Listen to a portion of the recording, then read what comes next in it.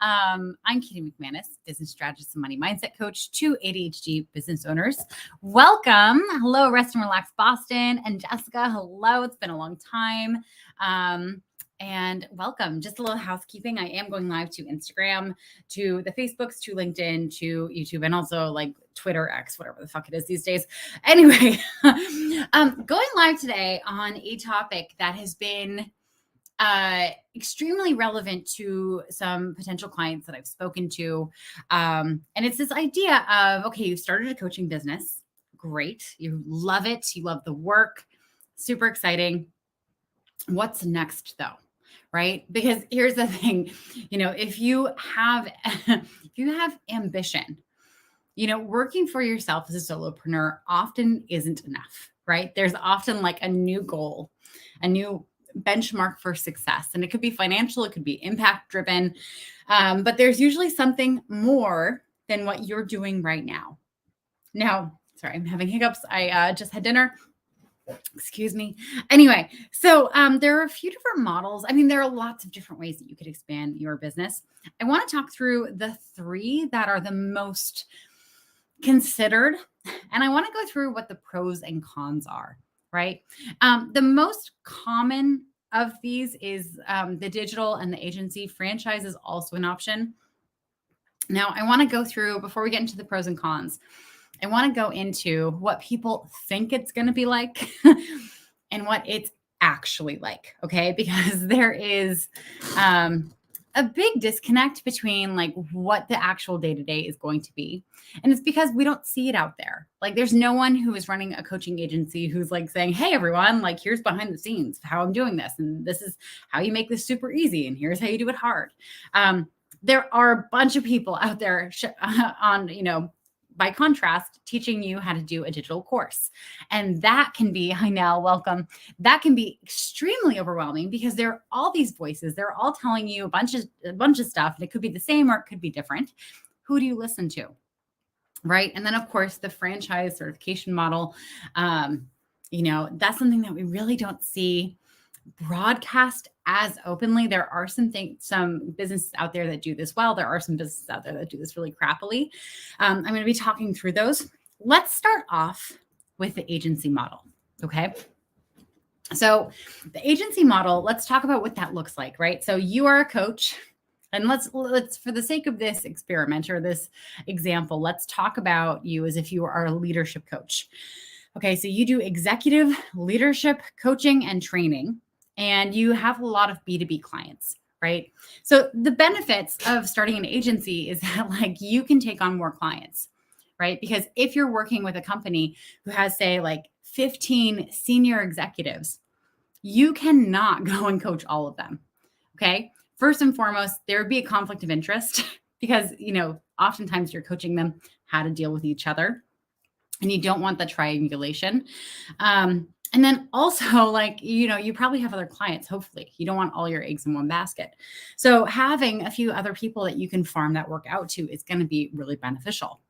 Now, a lot of folks think when they start an agency that it's going to be easy, that they're going to be able to establish their book of business. They're going to be able to hire people and it's just going to roll right in. Starting an agency is one of the hardest things you're ever going to do. Okay. I haven't done it and I'm not going to do it. Okay. Because it's one of the hardest things you would ever do. Okay. So I want you to think about this. You as a solo person. Hi, Jason. Hi, John. Welcome. And happy day after your birthday, John. I'm going to call you out to everyone.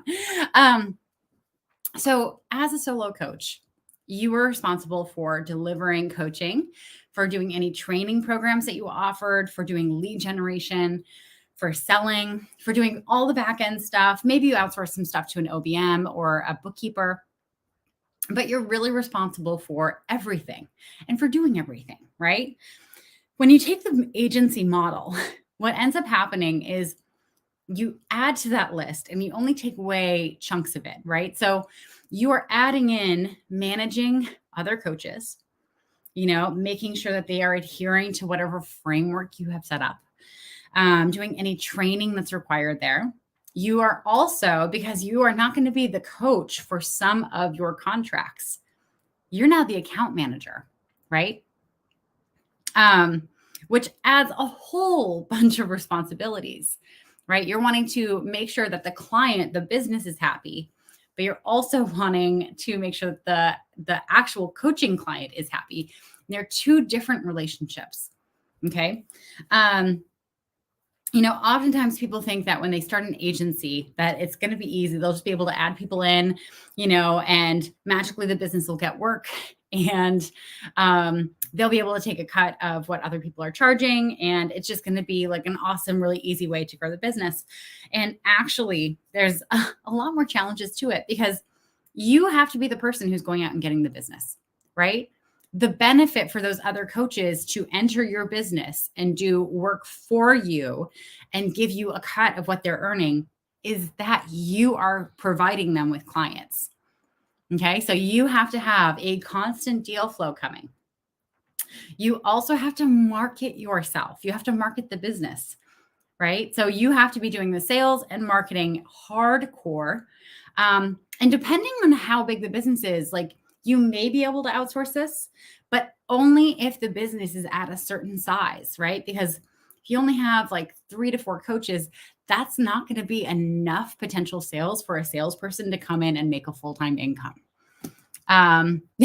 Jason, sounds like a lot of faff. I'm not sure what faff is, but onomatopoetically, I agree. I think that's how you pronounce that word.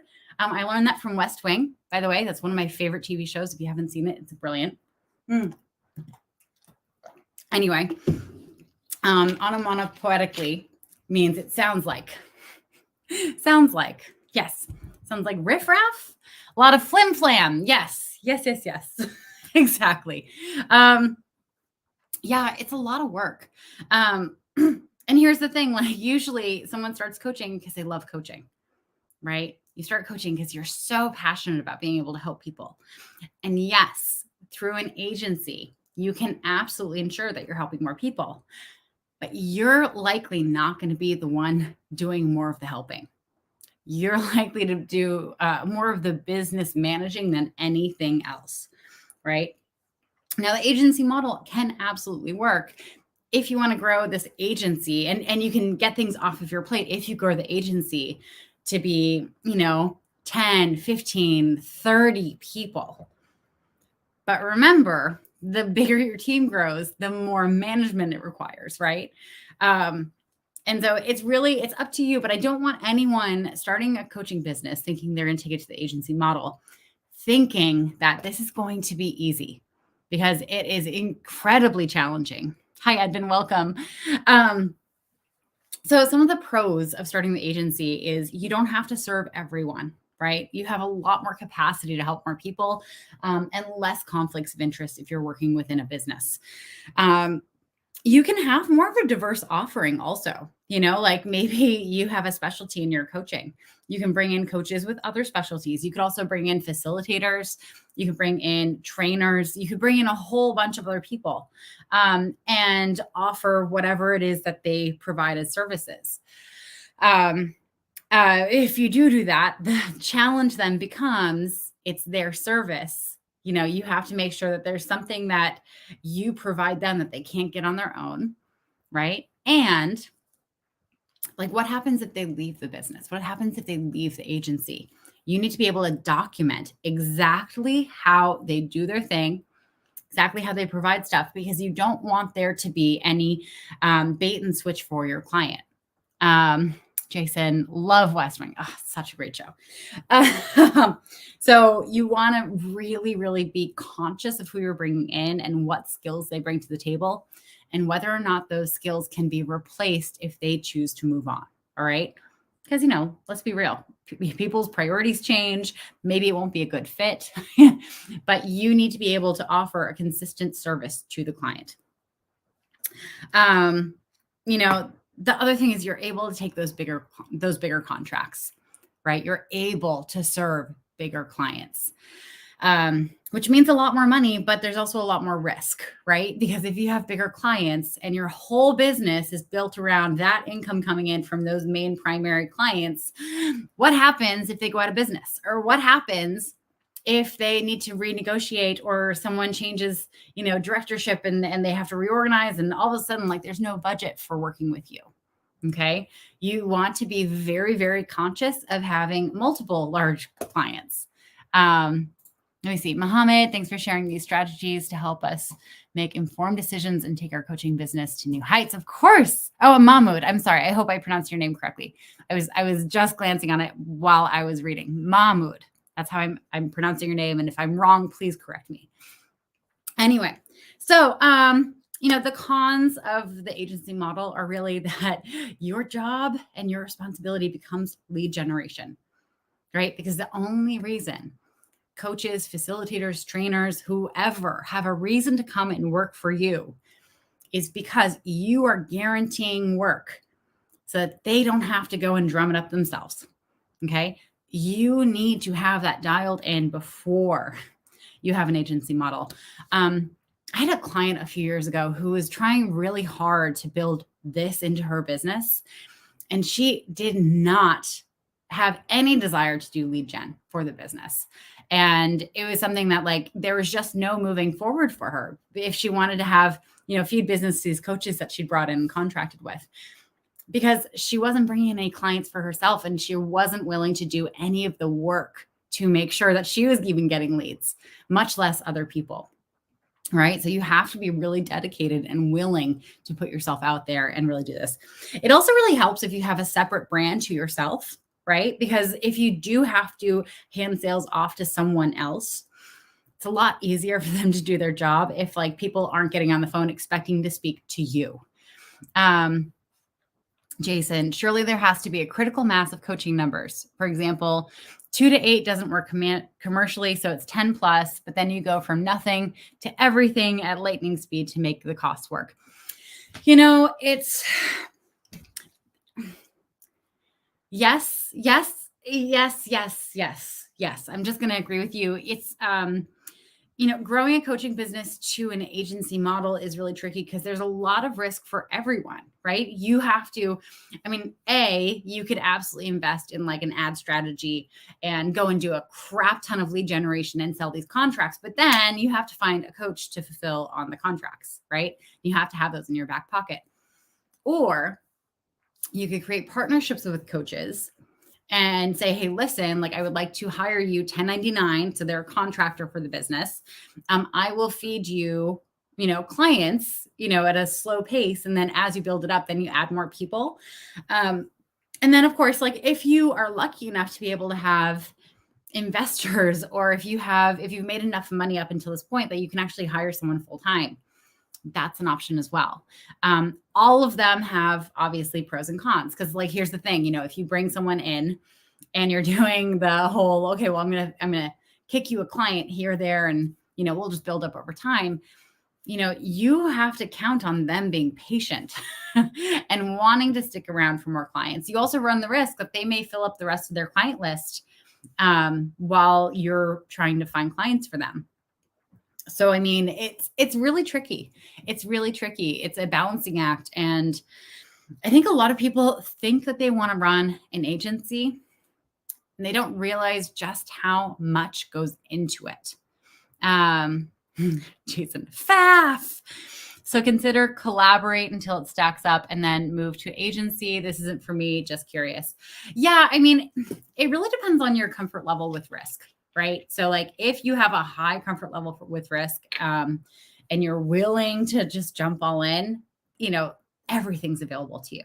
Otherwise, yes, you want to create those partnerships and you want to just build them over time. And it's really helpful to have partnerships with multiple different coaches, right? So like if you had 3 people that you were farming workout to, that would be really helpful. Let me see. One of the major cons of the agency model is that you really have to manage people. And that may not sound terrible, because usually people who are doing like leadership development and coaching and executive coaching, they've been managers before, they've led people, right? But you're not just leading other people, you're leading leadership coaches and executive coaches. Okay. It's kind of like, like the therapist of the therapist.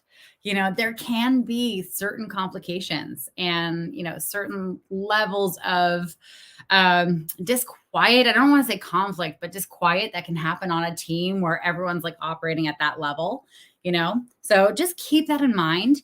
The other thing that you want to be very conscious of, especially with this and the franchise option, are your contracts. Okay. Partnerships, contracts, like they can get real squirrely real fast. Want to remind you, if you're doing a partnership with anyone, no one enters into a partnership with someone they don't like and trust. Okay. That's something I learned from my friend, David Fryman. No one does that. And yet partnerships go south all the time. And, it's something that you want to have all the contracts in order. You also want to have all of the here's how we're going to break up language figured out before you even get started.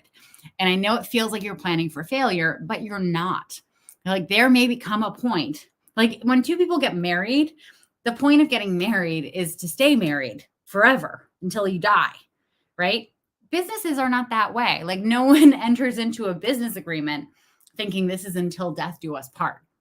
There will be a moment where one or both of you want to exit the business. What is that moment? And what are the different modalities that you can exit the business? And how are you going to lay that out up front, right? Also, like if you are doing the agency model and you're bringing coaches in, you want to be very conscious of how much money you are paying them and how you are managing that across different coaches.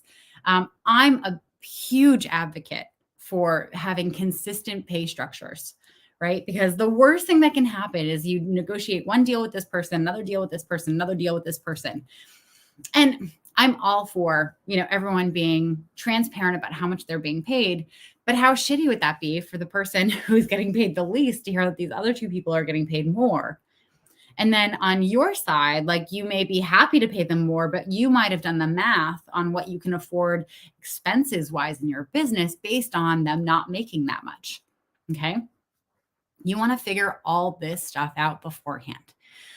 Okay, moving on, because we're already like 18 minutes in. I've only covered one. I'm going to drink more water. Do you guys have any questions for those of you who are in the comments and watching? Okay. All right, the second model.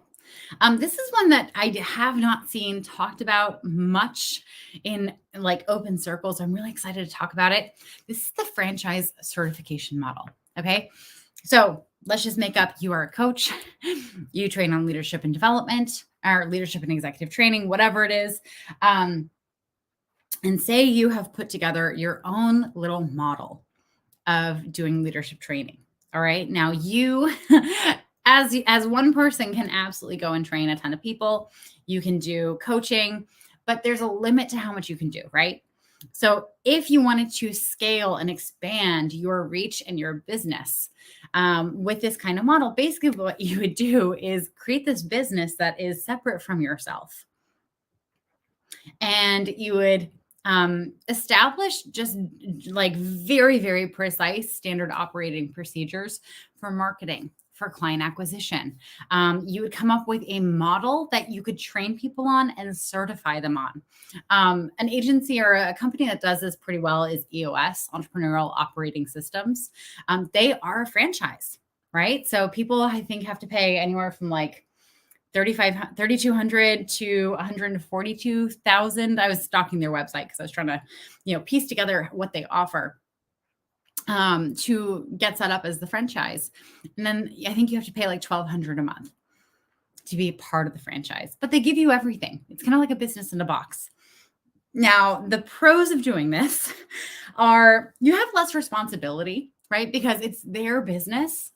Does have your name on it though. So you have to have really high standards and you have to communicate them and have all of that language baked into your contracts to make sure that they are legally obligated to reach those standards. So you're less responsible, but that can also be a major con, right? Because if you're less responsible, if it's not your onus, if you're not managing everything, there is the potential that you could end up chasing people. either chasing people for money, chasing people down to fix things, chasing people down for, not representing the brand well enough. So you will want to have extensive contracts that lay all of this out and also lay out what happens if they fail in any of these ways. The other thing about the franchise model that's kind of a pro and a con is that there is a ton of front-loaded work, right? So you're going to have to do a ton of work up front to establish all this. And after it's kind of set, you're pretty good. Like that's amazing. You're going to have to do updates as you go along, obviously. But like, it's kind of like a set it and forget it a little bit-ish.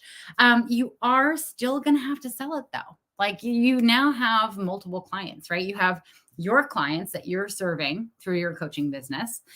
And you have your clients who are the people who are buying the franchise from you. Okay. So you're now marketing in 2 different markets to 2 different groups. And you're going to have to figure out how to fulfill both, right? There are some franchise models that also do lead gen for their people. That's an option as well. You can end up charging more for your franchise fee or have royalties if you're doing that, but not necessarily. It's up to you. It's a lot more passive, you can absolutely set people up with their franchise and have them kind of just run it in another area, in another market, whatever. Set it and forget it. That's amazing. And the benefit here is that like your brand is just going to grow. Your brand is going to grow because other people are growing your brand for you and it's benefiting them. Okay. It's not like you're doing this and it's unethical. You're doing this in a beautiful way that's benefiting them and benefiting all the clients you're able to serve through them because they're getting to access your model and your brain. Any questions on the franchise model? I realize I'm not actually sure how franchises work outside of the US. So if you're in a different country and you have a franchise model knowledge, I would love to hear about it. Lastly, this is the one that we hear a lot about. There are just so many courses out there teaching you how to do a digital course, how to put all of your knowledge into a training program.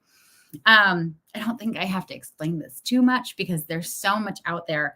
The pros to this, again, just like the franchise model, is there's a ton of upfront work, right? Now, unlike the franchise model, where you have other people kind of like keeping it alive for you, you are the person responsible for updating it, right? Keeping it alive. So you're going to have to go through and update this content that you've put together. There's like a lot of technology management, right? Because you're hosting it somewhere. There's a lot of promotions that are required for this model as well. And promoting maybe something that you're really passionate about and maybe something that you absolutely hate, right? So I'm getting a text message about something. Okay, I will get back to that. But you're going to have to be in launch mode a lot, because you want to fill it up and you want to fill it up and you want to fill it up.